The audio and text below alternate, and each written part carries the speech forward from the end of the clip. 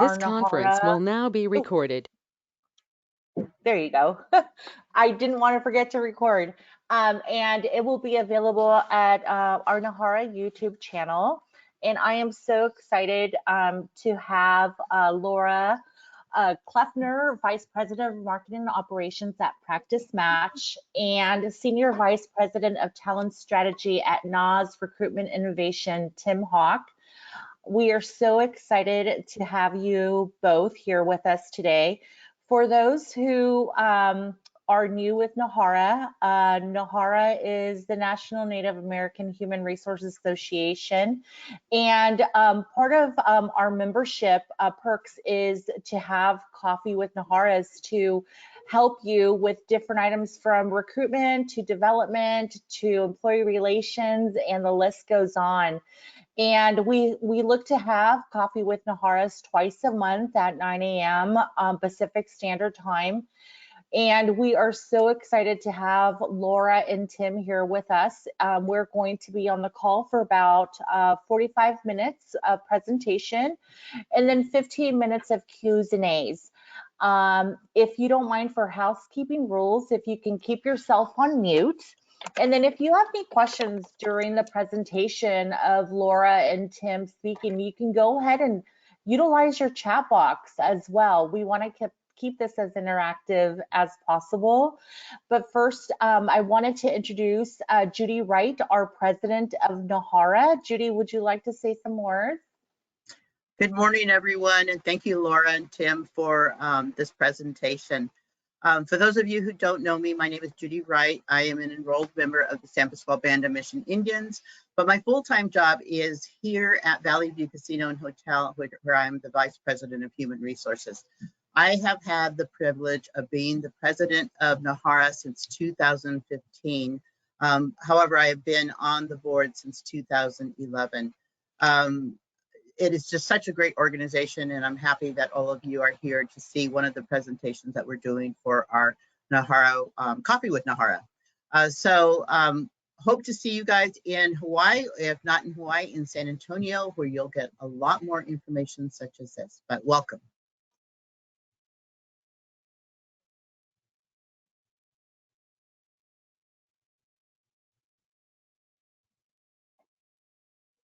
Thank you so much for that, Judy. Laura, do you want to jump in? Do you want me to jump in? Yeah, absolutely. Thank you so much for having us today. We are so excited to present to you on the Great Resignation and how it affects healthcare.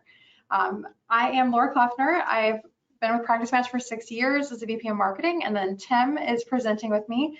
Tim Hawk, if you want to introduce yourself. Yes, I'm Tim Hawk with NAS Recruitment Innovation, and I have 26 years of experience in this space, working both on the agency recruitment firm side all the way through recruiting for organizations direct. Thank you.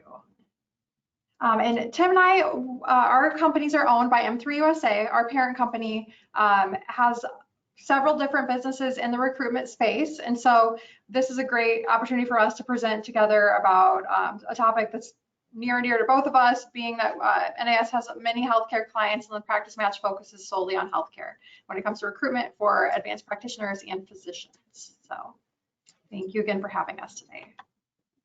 So reflecting back on kind of what we've seen over the last couple of years, of course, with COVID, there were a lot of headlines that we saw. News was quite unnerving in the healthcare space. So of course, the Great Resignation affected every industry, but healthcare most prominently. There were nursing shortages, staffing shortages across, the entire United States.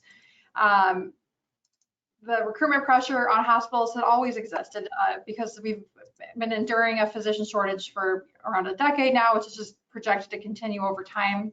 And so this just added more fuel to that fire. And then labor costs went up extensively for hospitals and healthcare systems during the COVID-19 pandemic, with the pressure on providers, the need for overtime, et cetera. And so labor costs increased by an average of 8% per patient day, which translated to $17 million in additional annual labor expenses.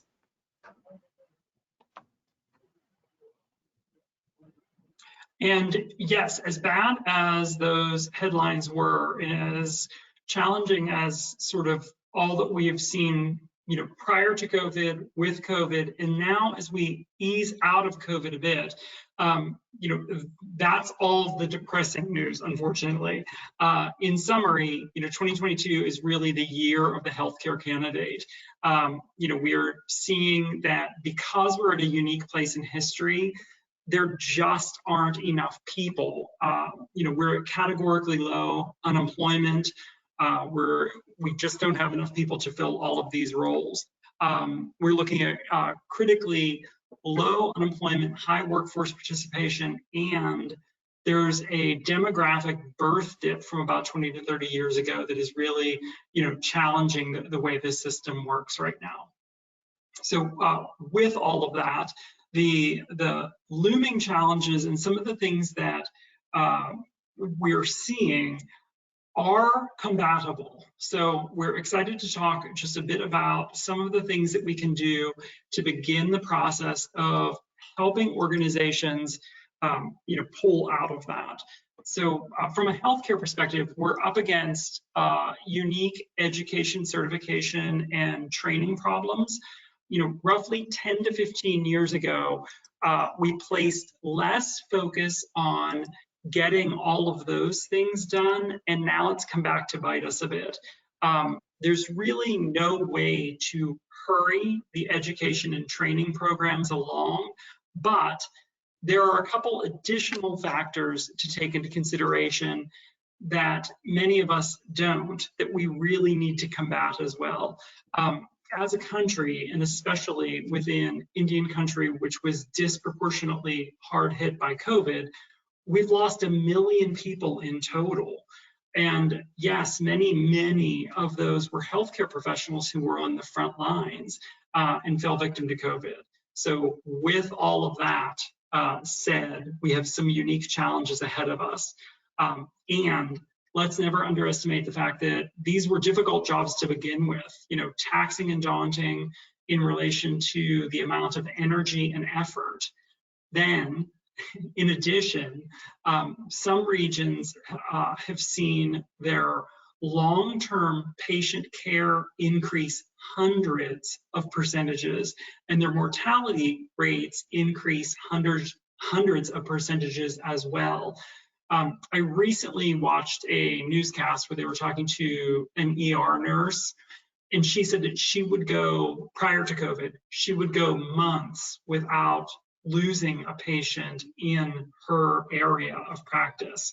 And that they have gone from that to the fact that she loses multiple people a shift.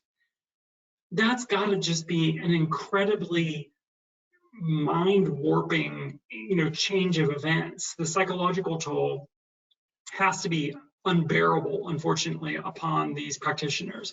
So the same nurse said that she would cry in her car ahead of her shift to get it out of her system prior to going in so that she could be strong in front of her patients. So, that all said, we have to come up with some solutions in relation to what we can do moving forward and how we can best help these individuals that are working in the space and get them to working in places and spaces that are a good fit for them. Absolutely. Sorry, Laura, I know that was super depressing to bring all that out. Absolutely true. So what is being done? Let's just some information. American Hospital Association was really encouraging healthcare institutions to focus support on these roles and really grow the workforce with whatever powers they may have. And there were a few different acts that were enacted. And basically it was looking at just the suicide rates were always tremendous in healthcare over the last decade or so. And then this, of course, just compounded as Tim mentioned, the climate that these providers were dealing with, and just the behavioral mental health, offshoots that this caused. And so they enacted the Dr. Lorna Breen Healthcare Provider Act, which was passed unanimously on August 6th, 2021, and it reduces It aims to reduce and prevent suicide, burnout, and mental and behavioral health conditions among healthcare professionals. So now looking at what can organizations do?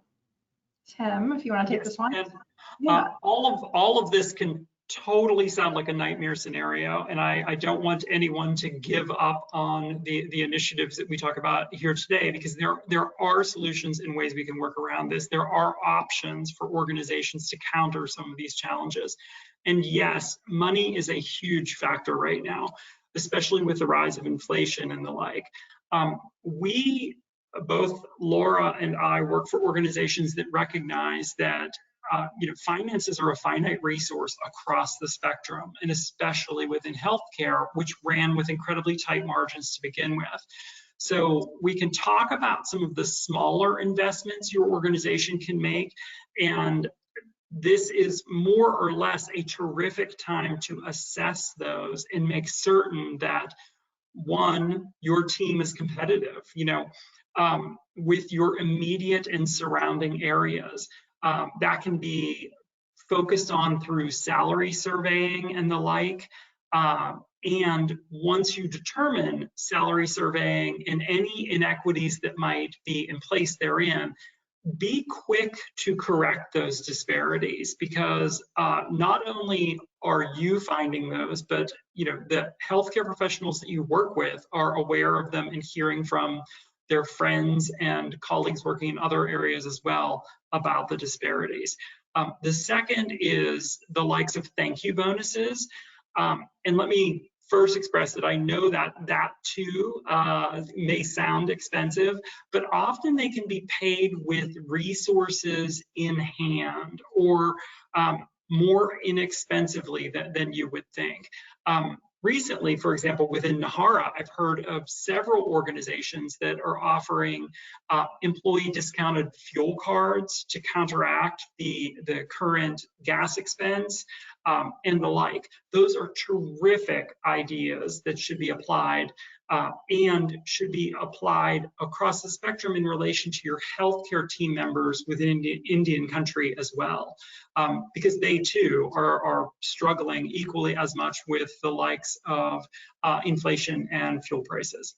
And then last but not least, I also firmly believe, this is not on this slide, but in getting your teams to promote the psychological help necessary during the current challenges within healthcare. Telemedicine has come to therapy, and I know it's an odd suggestion, but at least making your teams aware of the psychological help that is part of their benefits program. As an HR communication initiative, you can reach out to individuals within the healthcare space that are under your employ and make certain that they are aware that those options are available to them.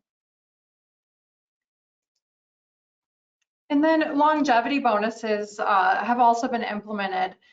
And this can be helpful too for just overall retention efforts. And it does cost money, unfortunately, but by kind of having some planning around, succession and rewarding those who've stuck with your organization through COVID and whatnot, it's much cheaper to retain employees, of course, than to try to recruit new ones and onboard them. So one example was Annapolis, Maryland-based Luminous Health offered bonuses to their full-time RNs with more than 20 years experience. It was an investment they made in recruitment and retention. And so it remains to be seen kind of how that works out, but it's definitely something that would be incentivizing for those longer term loyal employees.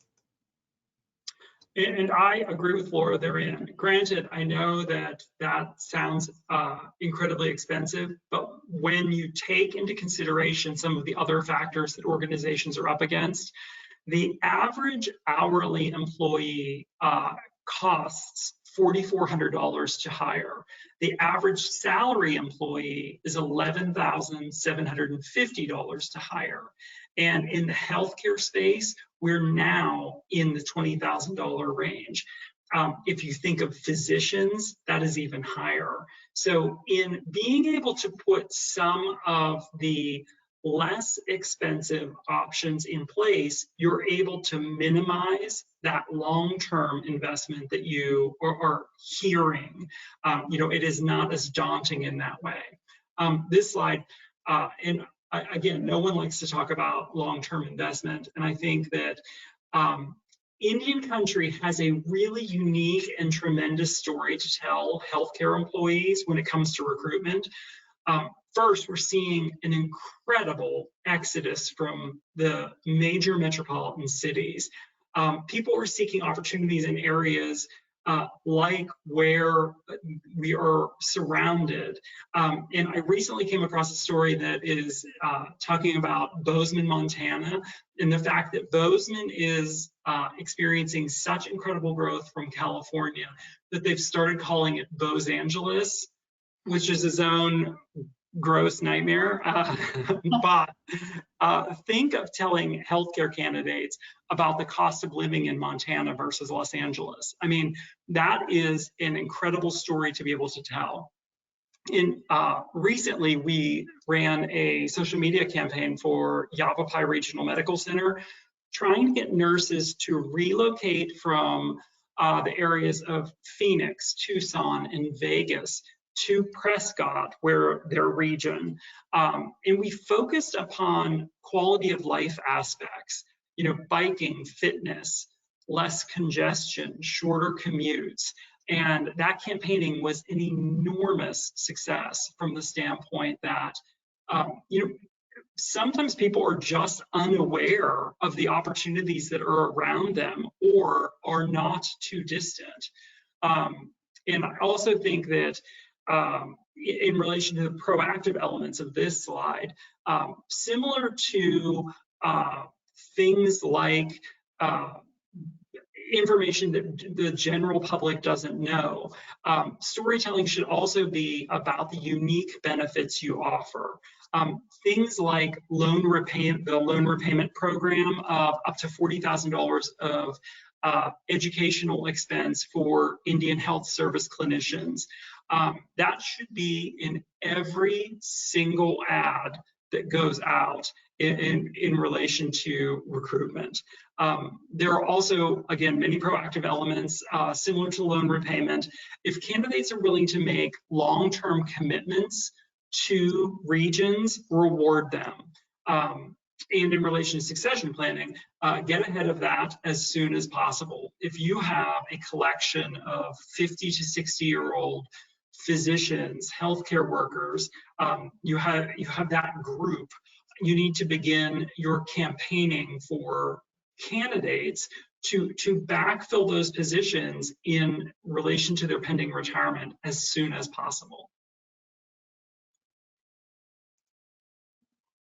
So looking at what other changes you can make that only require your time, creating a culture and an employee value proposition that empowers providers, like Tim mentioned, the storytelling component of what is your value prop, what do you offer that maybe competition doesn't offer, and then offering, with transparency, surveys are a great way of kind of a litmus test of what is the culture like from the mouths of those who live it every day, from the employees, and offering, like a survey, something routine where it's anonymous and it's regular, where you can kind of keep an eye on what's going on and have that transparency and start to, proactively deal with issues as they come to your attention through the survey, as opposed to waiting several months until it comes to your attention, maybe in a more,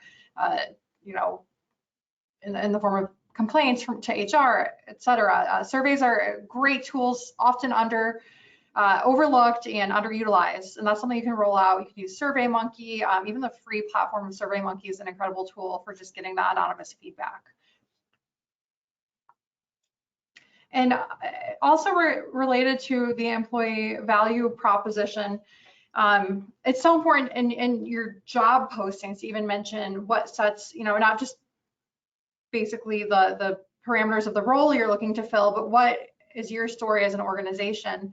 and having an articulate way to share that through your marketing for recruitment, whether it be a short video or even just kind of like your mission statement, value statement. Testimonials from your current employees are incredibly powerful. So that's something else to consider when you're building out that recruitment space on your website, is make sure that you can integrate voices from your current group of employees that would really help tell your story from their vantage point, what their experience has been. So a little bit about PracticeMatch. We provide a complete set of tools to help the entire sourcing process for physicians as well as advanced practitioners. And we have multiple marketing channels that you can create robust campaigns through.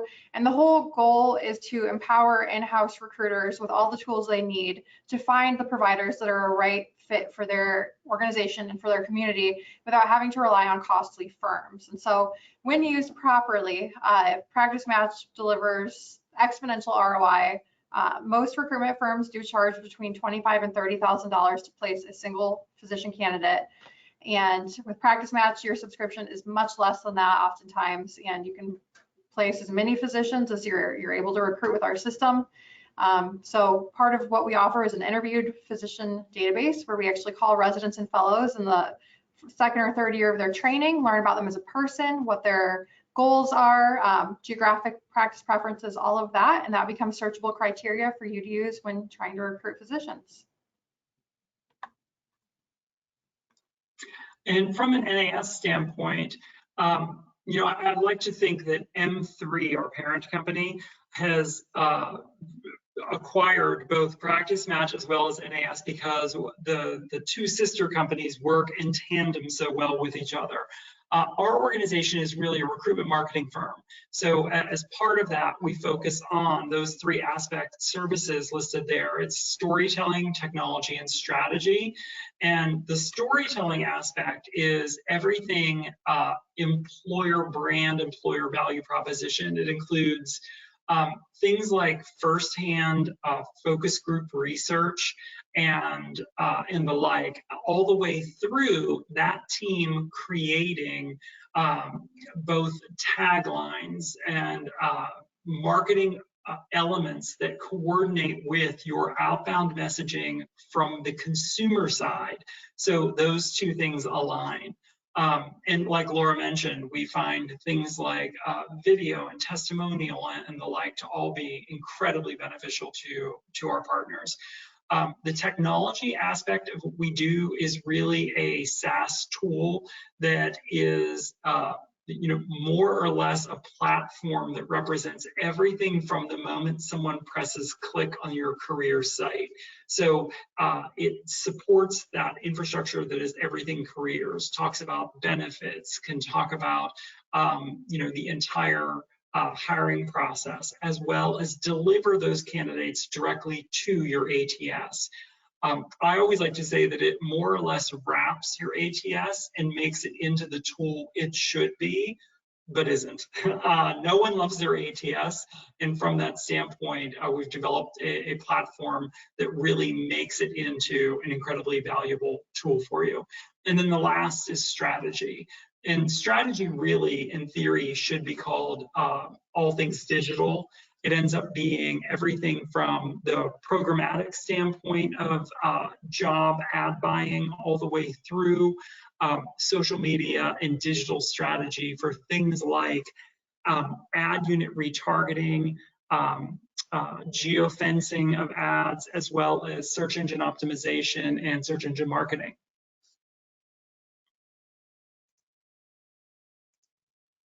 So we do have a special offer. First off, we're so excited that we were able to be part of this. We want to offer a recruitment needs evaluation at no cost, as well as a career site audit to anyone interested today. And there would be two actionable things you would get from this. You could see kind of what the size of the universe is in terms of physicians that could potentially match what you're looking for, in terms of those with geographic preferences that match your organizations, as well as any other criteria that you're looking at in terms of specialties. And then Tim, if you want to talk about the career site audit. The careers I audit, I really go through and work with you to determine who two of your primary competitors are. We gather information about you as well as your primary competitors to show you an assessment of how you are comparing to them along based upon all of the criteria you see here. And then in addition to that, we pull for you some competitive data that is available in relation to those both those two competitors as well as others in the space. One of my favorite things that we're able to see as part of the research we pull, internally we call it the brain gain drain report.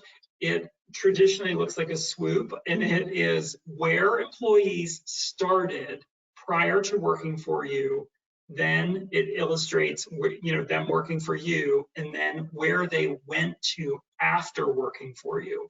So from that standpoint, in many, many case scenarios, you can assess what those employers are offering or what their strategies are that you might not be doing in an attempt to be able to counter what they are doing. Anyone who knows me knows that I love to talk about nothing more than recruitment and problem solving.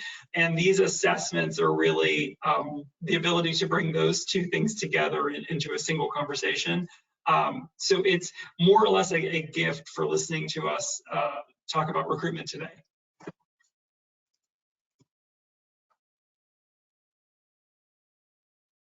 We do have a question from Caitlin Kinney.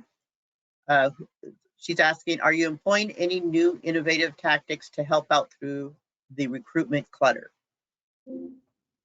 Yes. So Laura, can I go first? I apologize, I didn't want to jump in there.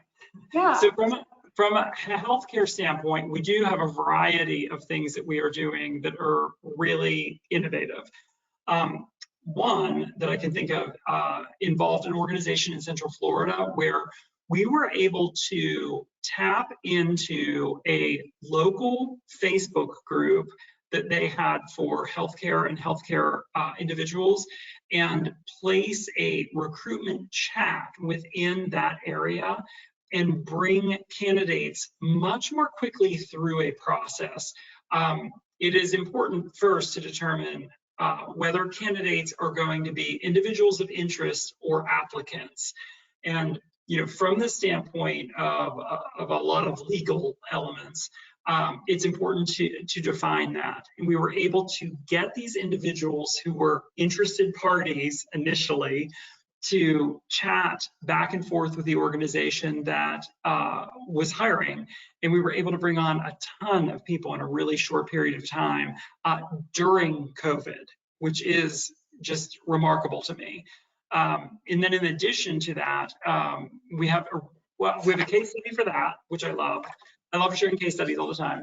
And then we also have a case study for the infrastructure tool we have called Activate that talks about the amount of stickiness we were able to create within career sites for a healthcare provider, and how it decreased radically the amount of people hitting the site and just leaving without applying, without doing anything else, without searching anything else, etc. And it really goes through the criteria of illustrating how much was gained in relation to the stickiness and interactivity with their career site, again, during COVID, which, I find it remarkable that we were able to do that, and I know the tools, so to have to find it remarkable is sort of above and beyond from the standpoint of what my expectations and experience were therein. Laura, you guys? Yeah, absolutely. So with PracticeMatch, COVID was a very interesting time for us, and because of that, there were new tactics that we assisted clients in deploying, and some of them were an adjustment to your messaging. One of it, we saw an exodus from the major cities into more rural areas. Just practice preferences began to change, and that was all providers. I mean, we were seeing it in some of the more seasoned providers as well as residents that are, you know, looking at their first career. So a lot of our marketing suggestions for clients were talk about the lifestyle of the location. A lot of physicians and focus groups indicated to us, you know, of course, pay is very important, but they were more interested in the lifestyle component and the location than seeing what the pay was first, which was the first time we've heard that feedback from physicians. But in terms of marketing channels that we started to see some interesting movement in text campaigns, text message campaigns were really helpful for providers because we were getting feedback much faster than traditional email campaigns. And we're seeing that some of the residents and fellows that are just a bit younger are really preferring text as a method of communication as opposed to email and of course phone call. So that was interesting for us. And then we also did see a bit of a resurgence in direct mail. It's something where it's like it's phased in and out over the years of how effective is it. You know, I think part of it depends on how much noise is there, how much mail does the average household get, you know, on a daily basis. But it's an interesting marketing medium because you can actually market to the entire household. And a lot of times there's more than one decision maker when it comes to a physician household. And so talking about the community, the local schools, you know, cost of living, quality of life, all of those factors are really good messages to put on a postcard because typically the whole family sees it. One other thing we also saw a lot of success around was using smarter marketing campaigns in the digital realm. So we did a lot of addressable geofence campaigns, which of course we can help you with, or there are platforms out there that are self-serve. Choosel.com is one of them, where you can actually just geofence home addresses, residency programs, hospitals in the area, competitors, whatever you really want to do to really reach providers that you're focused on kind of in a low cost way with digital ads. If I can jump back in relation to what Laura was talking about with the geofencing, it really eliminates an incredible amount of waste in digital campaigning. And then if you combine that with retargeting, so retargeting is a process wherein if I visit a website or I click on an ad, etc., I get a pixel, you know, within my computer that carries forward with me and says I've been to that site.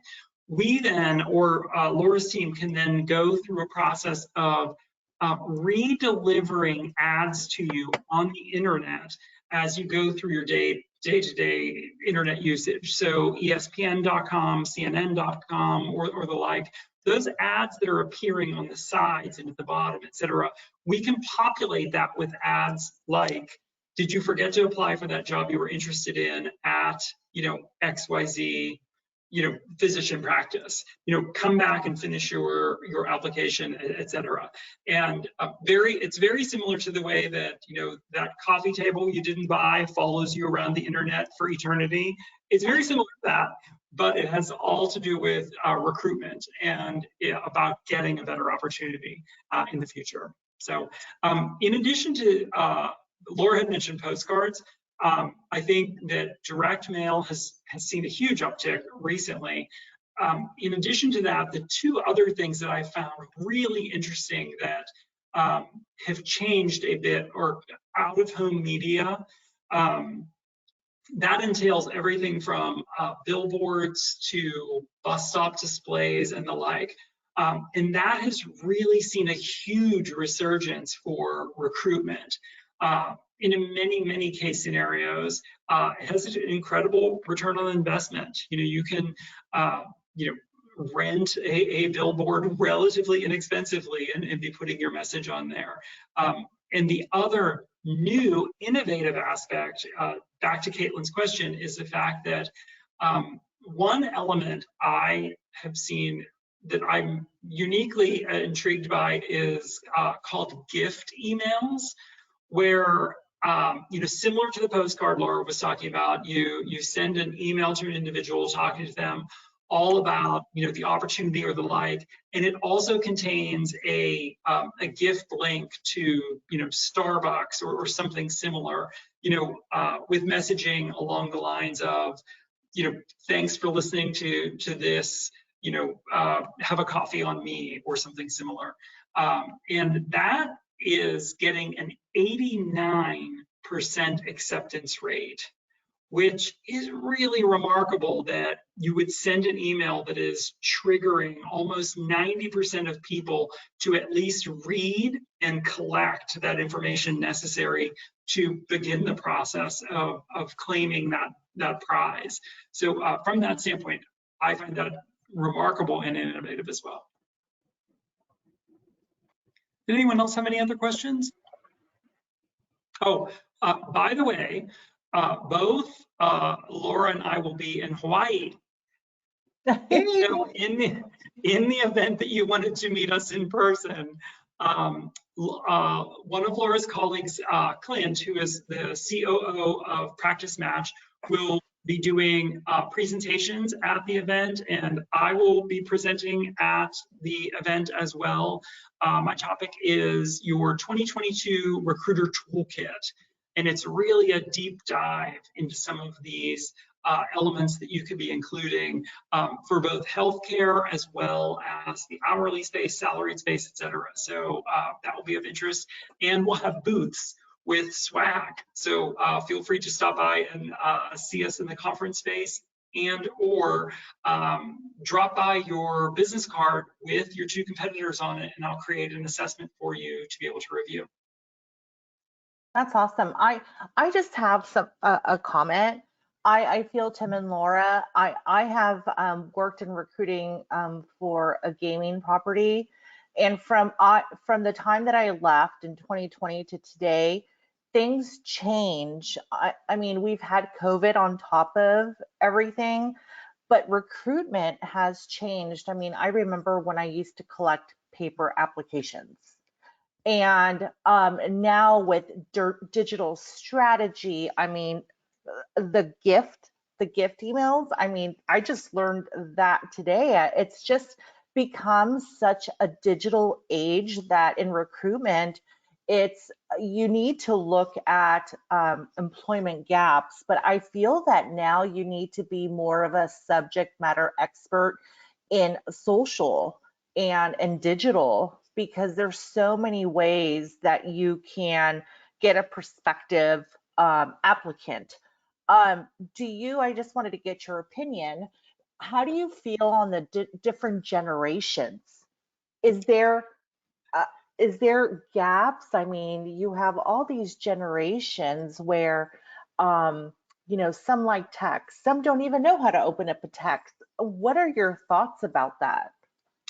Oh, well, first, Janet, I'm 52, so paper applications were a thing of my recent history. I'm well aware of that.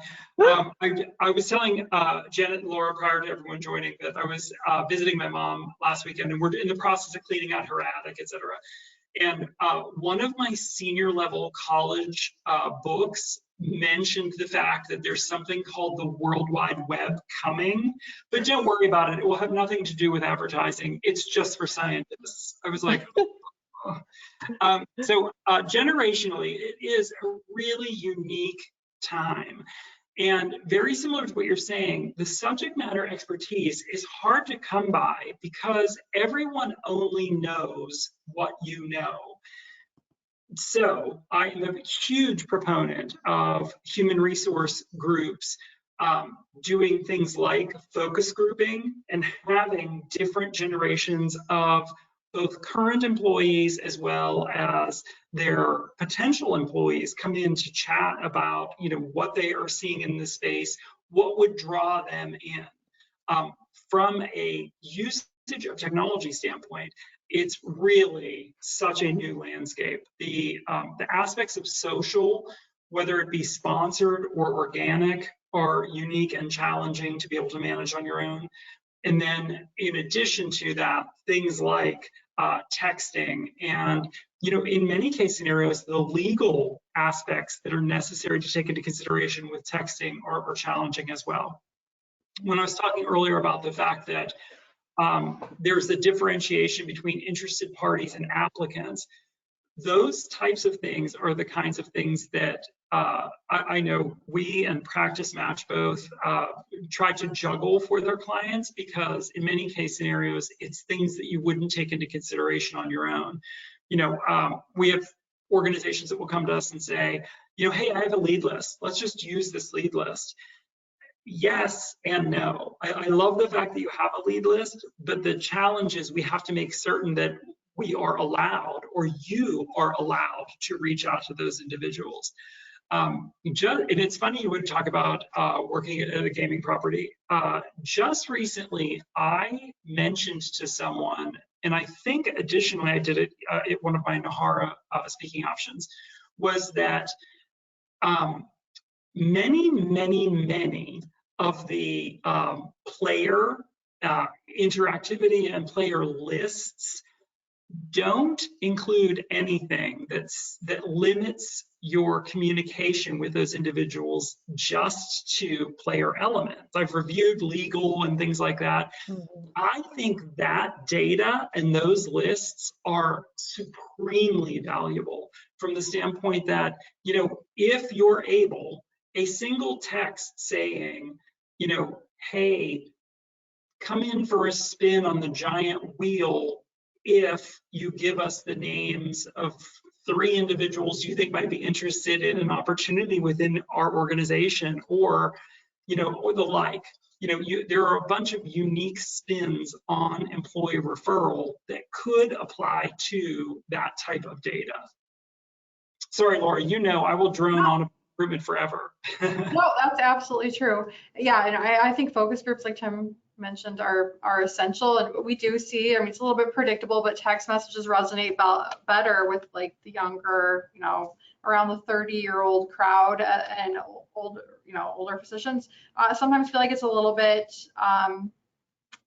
they don't like it. So we try to, you know, recommend to clients, you know, start with email, but then weave in some of these other communication methods to try to get, you know, good responses, and also maximize have a referral program. Your current employees can be your biggest source, and maybe should be, of referrals. Do something incentivizing, and, you know, if you create a positive culture, it shouldn't be too difficult to get good referrals in.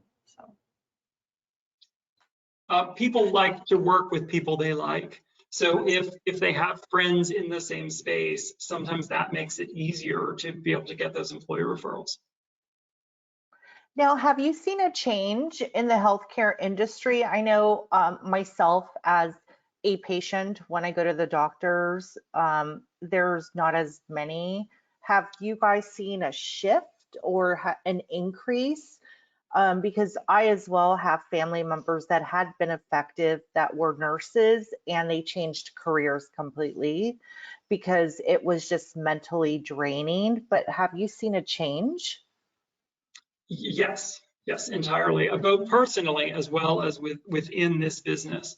I have a client that is an at-home skilled nursing organization, so they send nurses into homes for, you know, patients who have been discharged, and we have seen an incredible change in the amount of applications they are getting, because ER nurses, for example, that were seeing 50, 60, 70 patients a shift are transitioning to that new role in at-home healthcare, from the standpoint that, you know, you see 5 people a day, you get to drive around and have some freedom. You know, you can stop and grab a coffee in between the homes you're visiting.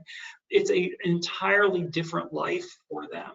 And, you know, as I was talking in our presentation, I can't fault the burnout that a lot of people are feeling, because it is just brutal. And I don't think that a lot of people recognized very initially how much things could or would change during COVID. So, and I'm hoping that as we continue to see changes within COVID infections, that it continues to go down and improve. Wonderful. Does anyone have any comments or any questions for Laura and Tim? No, I just want to say that. I promise we're not all about bad news. No. I just wanted to say that you gave some really good information, some really good, thoughts and strategies. So thank you for presenting today. The healthcare industry absolutely is changing, and I think sometimes we forget that, these individuals nurses who were seeing the 4 to 5 people, losing them a day, also were going through some of these things themselves and losing family members. So on top of that psychological toll was huge. So, I have a lot of respect for the healthcare industry and what they've had to go through. So thank you. Thank you so much for having us. It's wonderful, and we're looking forward to seeing everyone who will be coming out in either Hawaii or in San Antonio. That's Perfect. wonderful. And just to remind everyone, this session will be recorded and will be on the Nahara YouTube channel. And please reach out to Laura and Tim. Their emails are on the slide. And for any questions, I would take advantage if I worked, for a property on the audit. That sounds really cool. It is a fun opportunity to chat with people. And I think we have both put our contact information in the chat as well. Oh, awesome.